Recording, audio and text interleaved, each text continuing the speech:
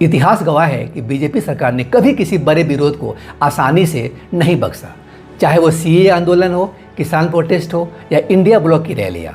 लेकिन सीजेपी को परमिशन मिल गई इनको परमिशन। इसके पीछे 3 संभावनाएं हैं। परमिशन देना बीजेपी की कमजोरी नहीं थी, ये उनकी स्ट्रैटेजी थी। और जो मूवमेंट सोचती थी कि परमिशन मिलने से वो जीत गई, वो शायद एक ऐसी बिसात पर खेल रही थी जो पहले से बिछाई जा चुकी थी। फ्रेंड्स, सीजेपी की असफलता या सफलता की बात नहीं है। असली बात यह है, जब कोई सरकार आपको बोलने की इजाज़त दे तो एक पत्रकार का फर्ज है कि पूछे यह इजाज़त दी क्यों गई। क्योंकि सत्ता के खेल में अगर दरवाज़ा खुला है तो ये ज़रूरी नहीं कि रास्ता साफ हो। कभी कभी दरवाज़ा इसलिए खुला होता है ताकि आप अंदर आए और बाहर निकलना मुश्किल हो जाए, ट्रैप हो जाए अंदर आप। नमस्कार, मैं आशीष शरण और आप देख रहे हैं अंजिप, जहां हम खोलते हैं खबरों की हर परत को विस्तार से और बेहद आसान भाषा में। भारतीय राजनीति में एक पुरानी कहावत है, जो दिखता है वो होता नहीं और जो होता है वो दिखता नहीं। इसी महीने के 6 जून को जब कॉकरोच जनता पार्टी के सैकड़ों समर्थक दिल्ली के जंतर मंतर पर जमा हुए और धर्मेंद्र प्रधान हटाओ के नारे लगाए, तो देश के बड़े सवाल उठाने वाले पत्रकार और यूट्यूबर्स प्रोटेस्ट की तस्वीरें दिखा रहे थे। लेकिन जो सवाल किसी ने नहीं पूछा वो था, इस प्रोटेस्ट को परमिशन मिली कैसे। यही बीजेपी सरकार जिसने मणिपुर के इंडिया ब्लॉक नेताओं को जंतर मंतर पर बैठने नहीं दिया, यही दिल्ली पुलिस जिसने शिवसेना यूबीटी का प्रोटेस्ट सिर्फ इसलिए रोक दिया क्योंकि एप्लीकेशन 10 दिन पहले नहीं आए थे, यही तंत्र जो किसानों को 200 से ज़्यादा लोग भेजने की इजाज़त नहीं देता था, इसी तंत्र ने सीजेपी को हरी झंडी दे दी। क्यों? आइए दर पर दर इस सवाल को घेरते हैं। मैं आशीष शरण और आप देख रहे हैं अंजिप, और अगर आप ये वीडियो फेसबुक पर देख रहे हैं तो फिर आप देख रहे हैं न्यूज अंजिप। आइए इस वीडियो में आगे बढ़ते हैं और समझते हैं इस खबर के पीछे की सच्चाई को।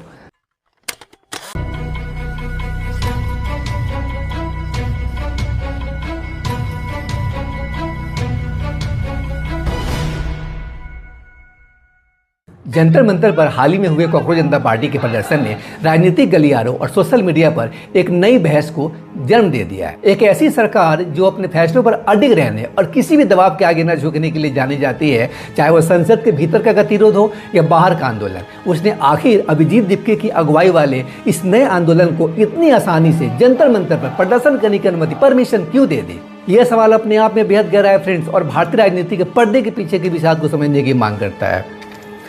क्या वाकई केंद्र सरकार के पास इस बात के एडवांस इंटेलिजेंस इनपुट्स थे कि यह प्रदर्शन कोई बड़ी भीड़ नहीं जुटा पाएगा, और अनुमति न देने से जो नेगेटिव पीआर बनता, सरकार उससे बचना चाहती थी, या फिर कहानी कुछ और है। आइए इस विस्तृत वीडियो के माध्यम से इस पूरी क्रोनोलॉजी, छिपे हुए राजनीतिक समीकरणों और उन अनसुने संदेहों का विश्लेषण करते हैं जो इस घटनाक्रम से उठते हैं।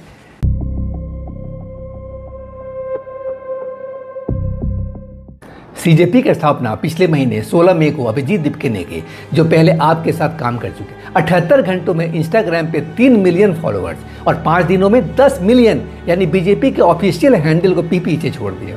कुल मिलाकर 20 मिलियन से ज़्यादा फॉलोअर्स और 3.5 लाख से अधिक ऑनलाइन रजिस्ट्रेशन। यह देखकर किसी को भी लगता यह तो अन्ना हजारे 2.0 आ गया। लेकिन 6 जून को जब प्रोटेस्ट हुआ तो जमीन पर तस्वीर बिल्कुल अलग थी। 22 मिलियन फॉलोअर्स का दावा करने वाली सीजेपी का जंतर मंतर पर जुटाव बेहद सीमित रहा, जो ऑनलाइन हाइप के मुकाबले कहीं नहीं था।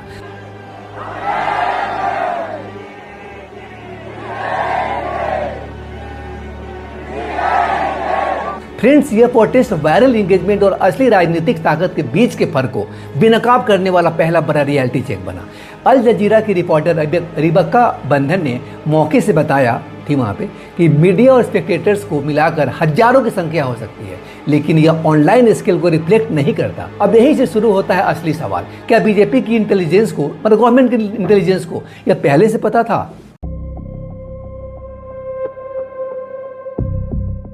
यह कोई कॉन्स्पिरेसी थ्योरी नहीं है, यह बेसिक गवर्नेंस का हिस्सा है फ्रेंड। भारत में किसी भी बड़े शहर में प्रोटेस्ट की परमिशन देने से पहले इंटेलिजेंस ब्यूरो यानी आईबी और लोकल पुलिस की स्पेशल ब्रांच एक असेसमेंट देती है, जैसे कितने लोग आ सकते हैं, ऑर्गेनाइजर का असली नेटवर्क कितना होगा, प्रोटेस्ट वायलेंट हो सकता है या नहीं, मीडिया कवरेज का एंगल क्या होगा, ये सारी बातें। फ्रेंड्स, सीजेपी एक सैटेरिकल पॉलिटिकल मूवमेंट है, ईसीआई में रजिस्टर्ड भी नहीं है। इसका पूरा बेस इंस्टाग्राम, यूट्यूब और सोशल मीडिया था। ग्राउंड नेटवर्क, कोई यूनियन नहीं, कोई स्टूडेंट बॉडी नहीं, कोई स्टैब्लिश पॉलिटिकल मशीनरी नहीं। तो इंटेलिजेंस को यह असेस करना बहुत मुश्किल नहीं था कि 22 मिलियन इंस्टाग्राम फॉलोअर्स में से 90% स्क्रॉल करने वाले, जो स्क्रॉल करते हैं मोबाइल पे, स्क्रॉल करने वाले ये लोग हैं, डेली आने वाले नहीं। तो क्या सरकार ने सोच समझ कर परमिशन दी? यह डाउट इसलिए और गहरा हो जाता है क्योंकि मणिपुर के इंडिया ब्लॉक के नेता जो 3000 किलोमीटर दूर से दिल्ली आए, उन्हें जंतर मंतर पर बैठने की इजाज़त नहीं मिली। शिवसेना, यूबीटी ग्रुप वाली शिवसेना ने इंडो पाकिस्तान क्रिकेट मैच के खिलाफ प्रोटेस्ट करना चाहा तो दिल्ली पुलिस ने परमिशन देने से इनकार कर दिया। कारण एप्लीकेशन 10 दिन पहले नहीं आई थी, इस कारण। लेकिन सीजेपी, एक नॉन रजिस्टर्ड सैटेरिकल मूवमेंट को परमिशन मिल गई, ये सोचने वाली बात है। इन सब के अलावा यहाँ कुछ और डाउट्स भी हैं फ्रेंड्स, जैसे क्या बीजेपी ने ये सोचा कि सीजेपी की हवा को ग्राउंड पर एक्सपोज करने का सबसे आसान तरीका यही है, उन्हें प्रोटेस्ट करने दो और देखो कितने आते हैं। फ्रेंड्स, इन सब के अलावा शक इस बात पे भी है कि प्रोटेस्ट को बीच में अचानक रोक दिया गया। क्या ये दिल्ली पुलिस की पहले से तय कंडीशन थी या टैक्टिकल रिट्रीट था? यह सवाल का जवाब अभी तक नहीं मिला है। साथ ही शक यहाँ भी है कि चूंकि सीजेपी के फाउंडर अभिजीत दीपके पहले आप के साथ काम कर चुके हैं, तो क्या बीजेपी ने इसे आप लिंक मूवमेंट मानकर उसे पब्लिकली फेल करवाने का मौका देखा? प्लस शक यहाँ भी है कि अगर प्रोटेस्ट बड़ा होता और भीड़ उमड़ती तो क्या सरकार तब भी परमिशन देती या रात को ही सेक्टर 144 144 सेक्शन जो है वो लग जाता?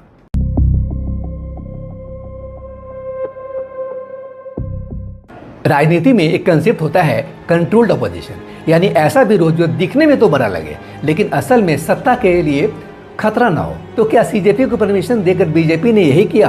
क्योंकि सोचिए, अगर सीजेपी को परमिशन नहीं मिलती तो यह नैरेटिव बनता कि बीजेपी ने युवाओं की आवाज़ दबा दी। इससे सोशल मीडिया पर और ज़्यादा सिंपैथी मिलती और आंदोलन और मजबूत होता।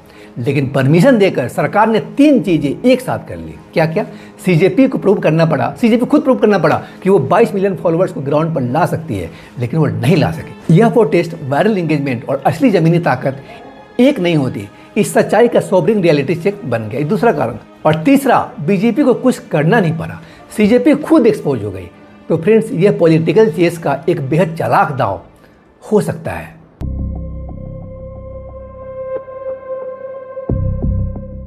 जंतर मंतर प्रोटेस्ट का मेन स्ट्रीम टीवी चैनल्स पर एब्सेंस जो है, बड़े चैनल वाले नहीं आते, इसका एब्सेंस किसी को हैरान नहीं करता। लेकिन सवाल यह है, अगर सरकार इस प्रोटेस्ट से डरती तो क्या मीडिया को कवर करने दिया जाता या सब कुछ ब्लैकआउट होता? जो हुआ वो था प्रोटेस्ट को कवर होने दिया गया, लेकिन प्राइम टाइम पर नहीं। यानी देखो, हम डेमोक्रेटिक हैं, प्रोटेस्ट हुआ लेकिन एम्प्लीफिकेशन नहीं। फ्रेंड्स, यह एक तरफ से सरकार को टॉलरेंट दिखाता है, दूसरी तरफ मूवमेंट को बड़ा भी नहीं बनने देता।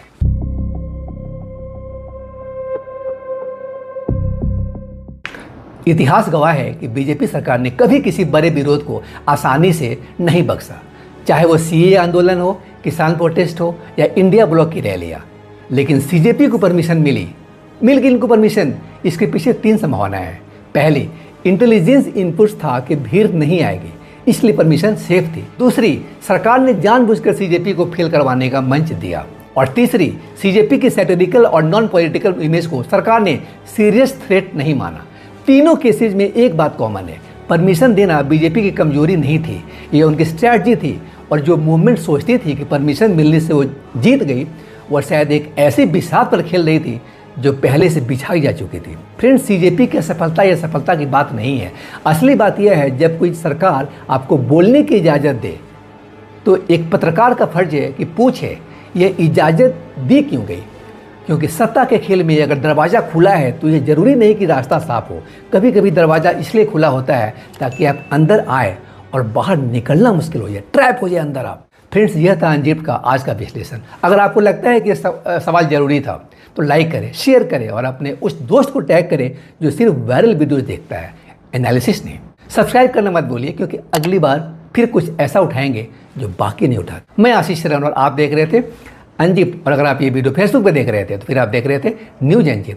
मिलते हैं फिर अगले वीडियो में किसी और स्टोरी को विस्तार से और बेहद आसान भाषा में अंजीब करते हुए। Till then, stay informed, stay ahead. Thank you.